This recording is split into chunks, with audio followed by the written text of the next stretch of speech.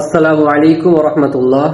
আজকে আমি কোরআনুল কারীম সম্পর্কে আপনাদের কিছু ইসলামিক নলেজ, ইসলামিক জ্ঞান আপনাদেরকে শেখাবো ইনশাআল্লাহ।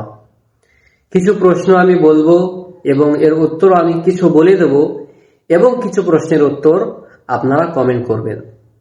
আমাদের প্রথম প্রশ্ন হচ্ছে, কোরআনের সবথেকে বড় কোন সূরাটি? কোরআনের সবথেকে বড় কোন সূরাটি? এর উত্তর হচ্ছে, কোরআনের সবথেকে বড় সূরা হচ্ছে সূরাতুল বাকারা। সূরাতুল বাকারা কোরআনের 2 নম্বর প্রশ্ন, কোরআনের দিল কোন সূরাকে বলা হয়? কোরআনের দিল কোন সূরাকে বলা হয়? এর উত্তর হচ্ছে, কোরআনের দিল বলা হয় সূরা ইয়াসিনকে। সূরা ইয়াসিনকে কোরআনের দিল বলা হয়।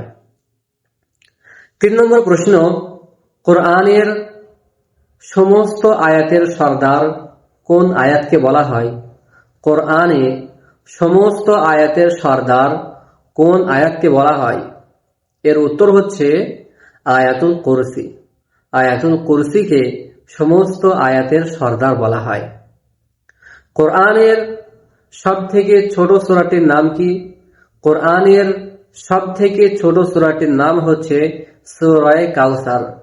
কোরআনের সবথেকে ছোট সূরাটির নাম হচ্ছে সূরা কাউসার। কোরআনের সর্বপ্রথম যে আয়াত নাজিল হয় সে আয়াতটি কোনটি? কোরআনের সর্বপ্রথম যে আয়াতটি নাজিল হয় সে আয়াতটি হচ্ছে ইকরা বিসমি রাব্বিকাল্লাযী খালাক। এবার আমি কিছু প্রশ্ন করব, এর উত্তরগুলি আপনারা কমেন্টে জানাবেন। আল্লাহ রাব্বুল আলামিন জান্নাতীবাসীদেরকে কোরআনের কোন সূরাটি তেলাওয়াত করে শোনাবে? আল্লাহ রাব্বুল আলামিন জান্নাতীবাসীদেরকে কোরআনের কোন সূরাটি তেলাওয়াত করে শোনাবে? যদি উত্তরটি জেনে থাকেন সকলে কমেন্টে লিখে যান।